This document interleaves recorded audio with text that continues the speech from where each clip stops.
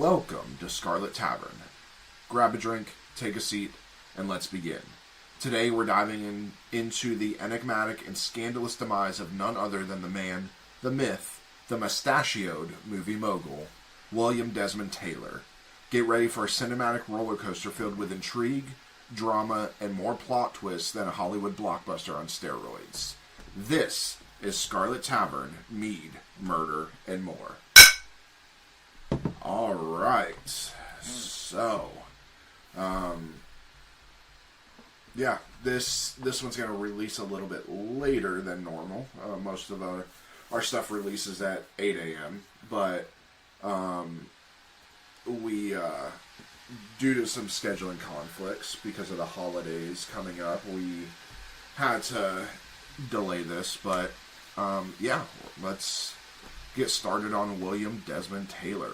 Probably one of the most well-known directors from the early days of Hollywood. Yeah. So, William Desmond Taylor was a prominent Irish-American film director and actor in the early 20th century. He was born on April 26, 1872 at Evington House, Carlow, County Carlow, Ireland, and his birth name was William Cunningham Dean Tanner. He was one of 5 children of a retired British Army officer, Major Thomas Cairns Dean Tanner, of the Carlow Rifles, 8th Battalion, King's Royal Rifle Corps, and his wife Jane O'Brien. Taylor's siblings were Dennis Cage Deanne Tanner, Ellen Nell Deanne Tanner, Fodel Phillips, Lizzie Daisy Deanne Tanner, and Oswald Kearns Deanne Tanner. God. Yeah, the Irish and their long names. Seriously, I would not want to be the doctor writing that birth certificate name. One of his uncles was Charles Kearns Deanne Tanner, the Irish parliamentary party member of Parliament for Mid Cork. From 1885 to 1887, Taylor attended Marlborough College in England. In 1891, he left Ireland for a dude ranch near Runnymede, Kansas. Okay, then. There, Taylor became reacquainted with acting, his first experiences being at school, and eventually moved to New York City. While in New York, Taylor courted Ethel May Hamilton, an actress who appeared in the stage musical Florodora under the name Ethel May Harrison. Hamilton's father was a broker and investor in the English antique store on Fifth Avenue, the Antique Shop, which eventually employed Taylor. The couple married in an Episcopal ceremony on 7 December 1901 at the little church around the corner, and had a daughter, Ethel Daisy, in 1902 or 1903. Taylor and his family were well known in New York society and were members of several clubs. He was also a heavy drinker, possibly suffered from depression, because obviously this is before depression was an actual clinical diagnosis, and was known to carry on affairs with women. Lovely. Very common back then in Hollywood. Yeah. Taylor suddenly disappeared on October 23, 1908, deserting his wife and his daughter. After his disappearance, friends said he had previously suffered mental lapses, and his family thought initially he had wandered off during an episode of amnesia. Taylor's wife obtained a state decree of divorce in 1912. For those that don't know, a state decree of divorce is basically a non-contestable decree. So, because normally for a divorce, you have to have both parties agree to the divorce. Well, with him missing, he can't agree to it, so the state allows her to get divorced, and the state agrees on his behalf. And also, this being the really early 20th century, divorce, unless I'm mistaken, divorce wasn't even...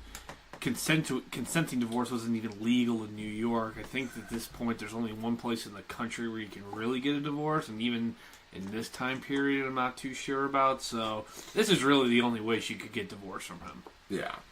Little is known of the years immediately following Taylor's disappearance. He traveled through Canada, Alaska, and northwestern U.S., mining gold and working with various acting troupes. Eventually he switched from acting to producing. By the time he arrived in San Francisco, California around 1912, he had changed his name to William Desmond Taylor. In San Francisco, some New York acquaintances met him and provided him with some money to reestablish himself in Los Angeles. That's crazy. I mean, he just disappears, like, out of the blue. and he's just traveling through the. I mean, this is still pretty much frontier country, in at this point in time, and. Oof. I mean, you gotta wonder, was it real? Did he just want to get away from his family? I think he just wanted to get away from everything. Nobody has that long of an amnesia. Yeah. Thing. So Taylor's initial film acting was in 1913 for the New York Motion Picture Company, releasing under the brands of Bronco and KB. His earliest known screen appearance was The Counterfeiter. He then acted for Vitagraph Studios, which no longer exists, including 4 appearances opposite Margaret Gibby Gibson and Balboa Amusement Producing Company, which does not exist anymore. At Balboa, Taylor met actress Neva Garber, with whom he became engaged until 1919. Garber later recalled, "He was the soul of honor, a man of personal culture, education, and refinement. I have never known a finer or better man." Taylor began directing films in 1914, beginning with The Judge's Wife for Balboa. After leaving Balboa, he directed 2 films at Favorite Players Film Company and then American Film Manufacturing Company, where he directed most of the 30-episode serial The Diamond from the Sky. In October 1915, he joined Palace Pictures. A year later, Palace became a subsidiary of Famous Players Lasky. Except for a month working at Fox Film Corporation in 1917, all of Taylor's subsequent films were directed for Famous Players Lasky or its subsidiary companies. It's amazing just kind of like seeing all these older film companies. I mean, most people don't realize... Exactly. Most people don't... I mean, this is when the film industry was really being born, so everybody was making film, opening their own film company. Actually, I don't even think at this time MGM was even around yet. MGM, Paramount... Those weren't even around until 20s or 30s, I believe. So around 1915, Taylor made contact with a sister-in-law, Ada Brennan Deanne Tanner, wife of Taylor's younger brother, Dennis. A former British Army lieutenant and a manager of a New York antiques business, separate from Hamilton's, Dennis had also abandoned his wife and children, disappearing in 1912. Ada and her daughters moved to Monrovia, California, where Ada could be treated at the Pottinger Sanatorium for tuberculosis. Ada's sister, Lillian Pomeroy, was married to the sanatorium's physician in charge, Dr. John L. Pomeroy. This would become public after Taylor's murder, and the press descended upon the little town of Monrovia. The whole family seems to have this habit of just pulling up and leaving. Yeah. Jesus. Towards the end of World War I, in July 1918, Taylor enlisted in the Canadian Expeditionary Force as a private. After training for 4.5 months at Fort Edward, Nova Scotia, Taylor sailed from Halifax on a troop transport carrying 500 Canadian soldiers. They arrived at Hounslow Barracks, London, on 2 December 1918. Taylor, go ahead. Looks like he missed it. Yeah. Taylor was ultimately assigned to the Royal Army Service Corps of the Expeditionary Forces Canteen Service, stationed at Dunkirk, and promoted to the temporary grade of lieutenant on 15 January 1919. That's a huge rank jump. Jesus. He went from being a private to a lieutenant in a year. Wish I could do that. In, actually, not even a year, in 2 months. I really wish I could do that. Jesus U.S. Christ. Army, please promote me. At the end of April 1919, Taylor reacted his final billet at Burgos, France, as Major Taylor, Company D Royal Fusiliers. Half of this shit doesn't exist anymore. No, the British military and the Canadian military have gone through so many reformations that... More than we have. Yeah. Upon returning to Los Angeles on 14 May 1919, Taylor was honored by the Motion Picture Directors Association with a formal banquet at the Los Angeles Athletics Club. For what? I'm not trying to take anything away from man's military service, but he literally just got promoted to major and was in charge of the mess. I mean, yeah. Hey, good for him. He enlisted. A lot of people didn't do that back then. He didn't even see war. But, yeah. After returning from military service, Taylor went on to direct some of the most popular stars of the era, including Mary Pickford, Wallace Reed, Dustin Farnham, and his protege, Mary Miles Minter, who starred in the 1919 version of Anne of Green Gables. By this time, Taylor's ex-wife and daughter were aware that he was working in Hollywood. Well, yeah, he's a big fucking name. Yeah. In 1918, while watching the film Captain Alvarez, they saw Taylor appear on the screen. Ethel responded, "That's your father." In response, Ethel Daisy wrote Taylor in care of the studio. In 1921, Taylor visited his ex-wife and daughter in New York City and made Ethel Daisy his legal heir. Yeah. Well, that's nice. Hey, honey. So, about that milk I'm rich. Yeah, it's like, about that milk I went out to go grab. At 7:30 on the morning of Thursday, February 2nd, 1922, Taylor's body was found inside his bungalow at the Alvarado Court Apartments, 404B South Alvarado Street in Westlake, Los Angeles, a trendy and affluent neighborhood. A crowd gathered inside, and someone identifying himself as a doctor stepped forward, made a cursory examination of the body, and declared Taylor had died of a stomach hemorrhage. Not possible to know. Not possible to know. The doctor was never seen again, and when doubts later arose, the body was rolled over by forensic investigators, revealing that the 49-year-old film director had been shot at least once in the back with what appeared to have been a small caliber pistol, which was not found at the scene. So some random dude just shows up. He says he's a doctor. He looks just briefly at him, and by all accounts, from what this is saying, his stomach wasn't even facing up. He's he died of a stomach hemorrhage. Bye. Well, even if his stomach was facing up, stomach hemorrhage, that's internal. Yeah. There's no way he could see it. No, that's kind of odd. Yeah. So Taylor's funeral took place on February 7, 1922 in St. Paul's Cathedral. After an Episcopal ceremony, he was interred in a mausoleum at Hollywood Cemetery, now named Hollywood Forever Cemetery, on Santa Monica Boulevard.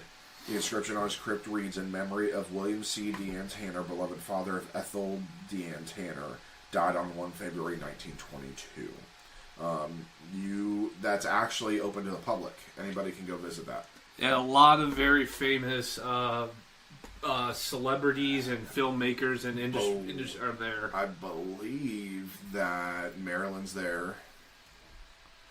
A lot of big names are there.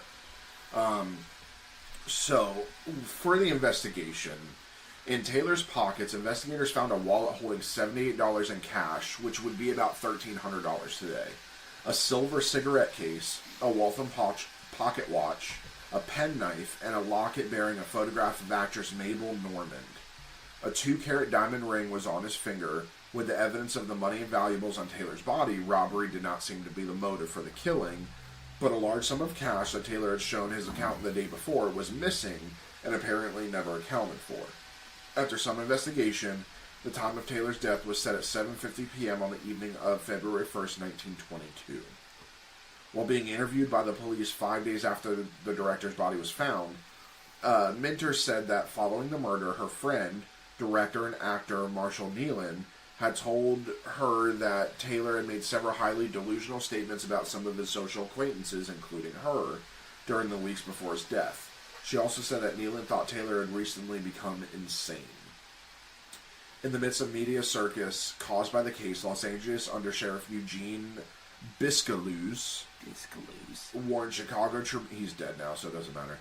Warned Chicago Tribune reporter Eddie Doherty, "The industry has been hurt. Stars have been ruined. Stockholders have lost millions of dollars. A lot of people are out of jobs and incensed enough to take a shot at you." According to Robert Garreau, the studios seemed to be fearful that if certain aspects of the case were exposed, it would exacerbate their problems. King Vidor said of the case in 1968, "Last year I interviewed a Los Angeles police detective, William Michael Cahill Sr., now retired, who had been assigned to the case immediately after the murder. He told me we were doing all right, and then, before the week was out, we got the word to lay off." So, one thing to understand about this time period, like the studios, even though the film industry is new, relatively new at this point, these guys made a lot of money, really fast. They were able to grow in influence, and plus, this really catapulted Los Angeles from basically not quite a frontier town, but made it a lot bigger and a lot more affluent than it was. So these guys were able to hold a lot of sway on there. So it's not really surprising that the cops are being told to basically back off on this. Yeah.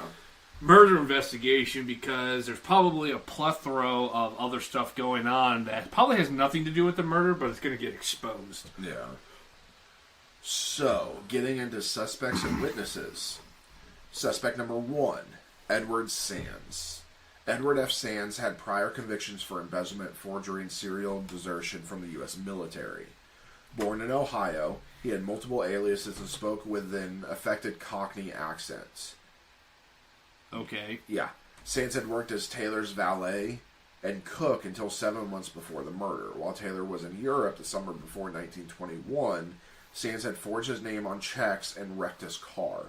Later, Sands burgled Taylor's bungalow, leaving footprints on the film director's bed. Following the murder, he was never seen or heard from again. Interesting. Now, there's Henry Peavy. Henry Peavy, who replaced Sands as Taylor's valet, was a person who found the body. Newspapers noted that Peavy wore flashy golf costumes but did not own any golf clubs. 3 days before Taylor's murder, Peavy had been arrested for social vagrancy and charged with being lewd and dissolute. According to Robert Garreau, even though the police decided after severe questioning that Peavy was not the murderer, the Hollywood correspondent of the New York Daily News, Floribel Muir, came to a private conclusion that Peavy was the murderer. In that era of ingenious women reporters, Muir thought she could engineer a scoop by tricking Peavy into a confession. She knew from the movies that blacks were deathly afraid of ghosts.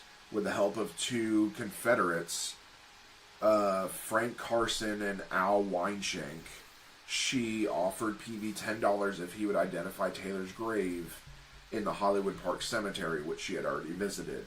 Weinshank had gone on ahead with a white sheet, and Muir and Carson drove Peavy to the site. Weinshank, who came from a tough section of Chicago, spoke with accents of a hoodlum. When he loomed up in the sheet and cried out, "I am the ghost of William Desmond Taylor, you murdered me," confessed Peavy, Henry laughed out loud, then cursed them roundly. Unfortunately for Muir, she was unaware that Taylor had a distinctive British accent. Weinshank, as Muir revealed in her memoirs, not only spoke like a hoodlum, but also was one of the alleged Chicago mobsters who was later gunned down in the infamous St. Valentine's Day Massacre. Really? And then in 1931, Peavy died in the San Francisco asylum where he had been hospitalized for syphilis-related dementia. Oh, where do you even begin to unpack this thing? This is like... We've got racism, we've got probably the most harebrained scheme of all. Yeah. Holy crap. And a Chicago mobster. Yeah. Who would later be dead. Next is Mabel Normand.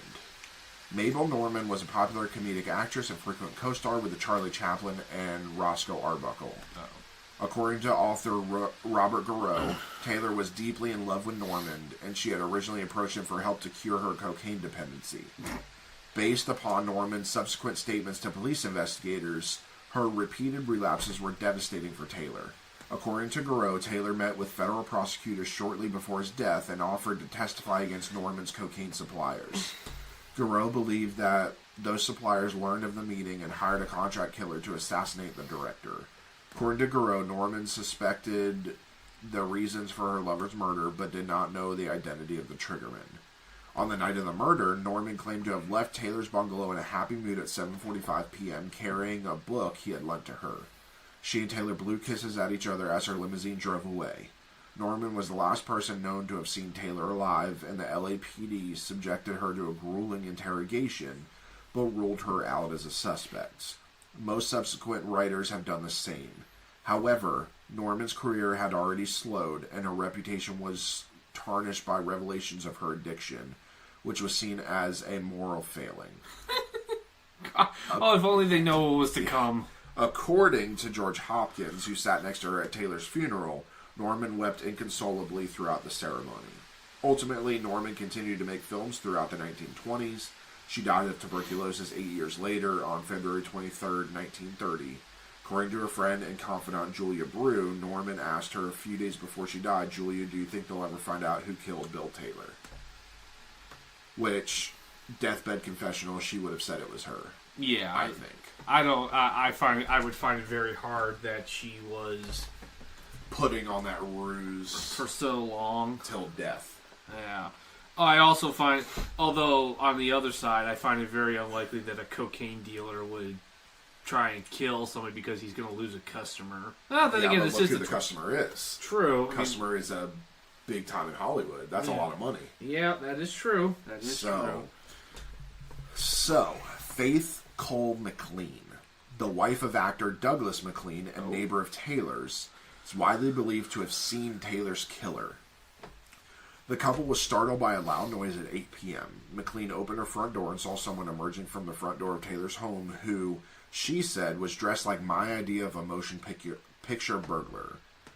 She recalled the person pausing for a moment before turning and walking back through the door as if having forgotten something, then re-emerging seconds later, flashing a smile at her before running off and disappearing between the buildings. McLean thought the loud noise she had heard was a car backfiring, not a gunshot. She also told police interviews that the person looked funny, like movie actors in white-faced makeup, and speculated that it may have been a woman disguised as a man due to the person's height and build. I mean, could be. It's certainly really bizarre. Yeah. A motion picture burglar. That mean they were wearing all black striped ski mask. Yeah, or that. Yeah. They didn't have ski masks back then, so it might have looked like maybe like the little eye shield thing. So the next one is Mary Miles Minter. She was a former child star and teen screen idol whose career had been guided by Taylor. Minter, who had grown up without a father, was only 3 years older than the daughter Taylor had abandoned in New York. Love letters from Minter were found in Taylor's bungalow. Based upon these, reporters alleged that a sexual relationship between the 49-year-old Taylor and 19-year-old Minter had started when she was 17. Ew. But think about it now. So this is obviously really bad now, but back then it was common to get married young. It was very common. I mean, even in the 80s. I mean, my aunt married who was my uncle. They're divorced now, but they got married when she was 16 and he was 26. This one, though, I think the scandal really is that he basically groomed her. Because that's really what it looked like. He groomed a young underage girl to her, not just her career, but obviously to be his lover. Yeah. And so I'm sure that's really where the scandal came from. So Garreau and Vidor, however, disputed that allegation. Citing Minter's own statements, both believed that her love for Taylor was unrequited.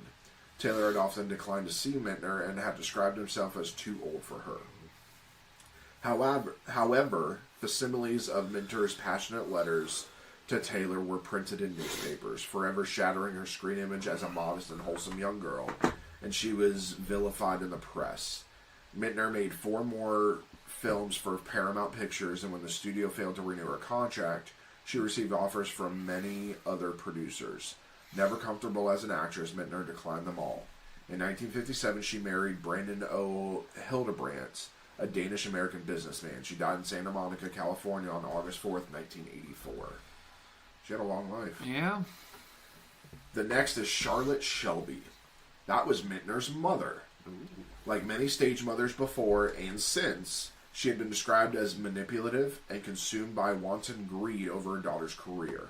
Minter and her mother were bitterly divided by financial disputes and lawsuits for a time, but they later reconciled.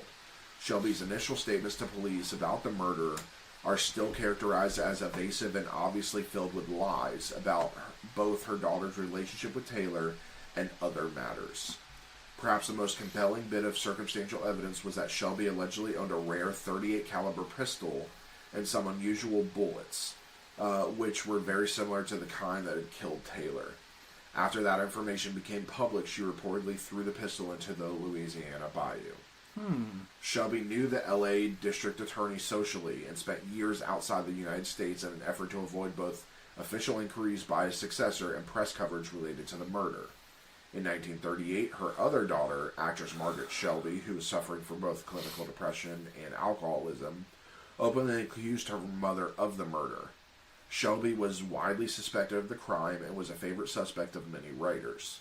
For example, Adela Rogers St. John's speculated that Shelby was torn by feelings of maternal protection for her daughter and her own attraction to Taylor. Although Shelby feared being tried for the murder, at least 2 LA County District Attorneys publicly declined to prosecute her. Almost 20 years after the murder, Los Angeles District Attorney Buron Fitts concluded evidence was insufficient for an indictment of Shelby and recommended that the remaining evidence and case files be retained on a permanent basis. All of those materials subsequently disappeared. Shelby died in 1957. Fitts, in ill health, died by suicide in 1973. Suicide. Yeah. That's some Jeffrey Epstein suicide. Yeah. Margaret Gibson. So, Margaret Gibson was a film actress who had worked with Taylor when he first came to Hollywood. In 1917, she was indicted, tried, and acquitted on charges equivalent to prostitution, along with allegations of opium dealing. Opium was very big in the early 1900s. Oh, yeah. Especially in Hollywood. After which she changed her professional name to Patricia Palmer. In 1923, Gibson was arrested and jailed on extortion charges, which were later dropped. She was 27 years old and in Los Angeles at the time of Taylor's murder. No record of her name was ever mentioned in connection with the investigation. Soon after the murder, Gibson got work in a number of films produced by famous players Lasky, Taylor's studio at the time of his death. Shortly before she died in 1964, Gibson reportedly confessed to murdering Taylor. Deathbed confessions. Yeah. So, there was a lack of evidence. Through a combination of poor crime scene management and apparent corruption, much physical evidence was immediately lost, and the rest vanished over the years, although copies of a few documents from the police files were made public in 2007. Various theories were put forward after the murder, and in the years since, many books published claiming to have identified the murderer, but no conclusive evidence has ever been uncovered linking the crime to any particular individual. So because so many of the celebrities mentioned in the Taylor case were familiar to the public through their movie performances, this was the first American murder in which so many people felt such a personal interest. Public interest in the case resulted in stories about the Taylor murder selling more newspapers in the United States than ever before. Anti-Hollywood sentiment peaked in the weeks before following the Taylor murder, with editorials campaigning Hollywood to all the licentiousness that marked the Roman times of Caligula, Claudius, and Nero. Jesus. Our American Sodom and Gomorrah, and surrounding the call to destroy Hollywood. Other editorials characterized Taylor as a crafty, cultured villain who got what was coming to him, and urging every weapon available should be used by all the forces of the law to defeat the conspiracy to cover up Taylor's case.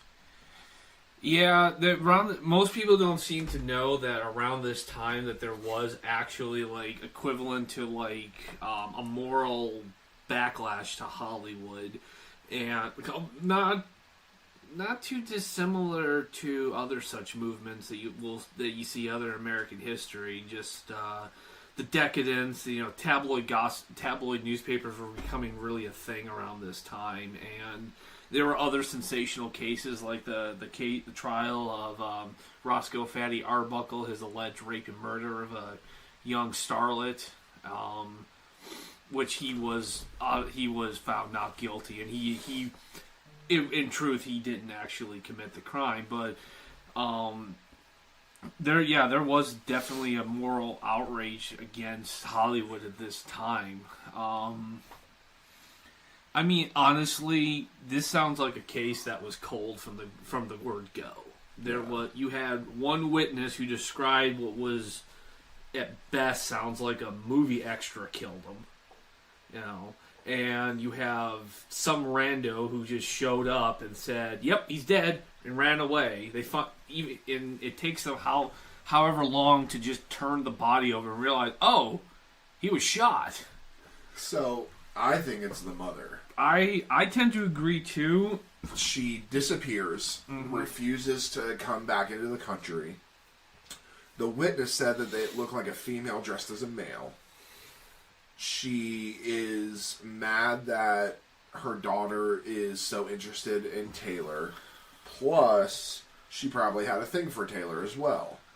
She definitely sounds like one of those persons who wants to latch themselves onto a very famous person, get their daughter in there. A stage mom, as we've seen it, you know. I tend to agree too. Of everyone's actions here, she seems the more she's trying to evade. You know, and the fact that the prosecutor, the district attorney, just happens to commit suicide, even though he's in health. Yeah. In 1973. Yeah. So I mean, I tend to agree that too, and also like we said earlier, like Paramount's executives, which this would have been around the time when Paramount first opened. Like they wouldn't even have been open for about less than 5 years. They're scrambling. Many describe the executives having free range of the home while police are investigating. They're taking evidence away from there that supposedly has nothing to do with the murder, but we'll never know. And all in order to avoid scandals of everything. Because remember, William Desmond Taylor he's a director. He's very connected. He knows everybody. He's worked with everybody. So he would probably, in theory, have some kind of... I don't know. He never really struck me as like the blackmailing. Like they said, they described him as a villain type. But I feel he probably had a few... maybe a few compromising photos of everybody at parties. Who knows? He was just somebody that, just like most people in Hollywood at that time, had their demons. Oh yeah, and today we think of the celebrities today and some of their antics are bad, but I mean honestly, they had nothing on these guys. One thing I do agree with, it really was like a Sodom and Gomorrah. They just had a wanton, abandoned, hedonistic. I think they. I don't know about the whole Caligula and Nero and all no. Folks, take it from someone like me who is a major history buff and a huge fan of the Roman Empire. Nothing we do today could probably compare to what those three did. Holy crap. So, obviously this is a short episode. Because there's not much that we know about everything because it was covered up. And of course, police investigation tactics being what they were back then, and today the Los Angeles Police Department is probably one of the more well-trained, well-funded police forces. Back then, these guys might as well have been the freaking Keystone Cops. Yeah. I mean, it's crime scene 101. You don't, unless you're a cop or an investigator, you don't, or somebody with like a forensic scene, you don't go into a crime scene. Yeah. It's just not done. You're letting film executives in there. Yeah, but I unfortunately will never know what happened to William Desmond Taylor. It's been covered up so much, and evidence is all gone. I mean, like I said, this is a really, really short episode compared to what we normally do, but this is part of the series we wanted to do, and there's not much known on William Desmond Taylor and everything that happened. But yet he is one of the more enigmatic figures. His death is just as enigmatic, but the man himself was enigmatic. I mean, from a fairly well-to-do Anglo-Irish family to suddenly climbing the ladder of New York society, and then he suddenly disappears to basically become a wandering bard, to use D&D terms, as we all like, because Caleb and I like to do. He basically becomes a wandering bard in the wilderness, and then he ends up in the upper echelons of Hollywood. I mean, I forgot. I mean, heck, his own family didn't even know where he was until they watched him in a movie. Yeah, so that's Desmond Taylor. So we have another couple episodes that are going to come out, and then we will be taking our official break for the holidays. But I will say that with this coming out today, We want to wish everybody a happy Thanksgiving. Yes. Enjoy your time with your family. Have a great Thanksgiving. We still will have an episode come out Saturday next week. But, yeah, enjoy Thanksgiving with your family. And we will see you guys on the next one. So, we want to thank you for visiting the Scarlet Tavern. Remember to turn in your glasses, push in your seats, and as always, tip the bard. Good night, everybody. Good night.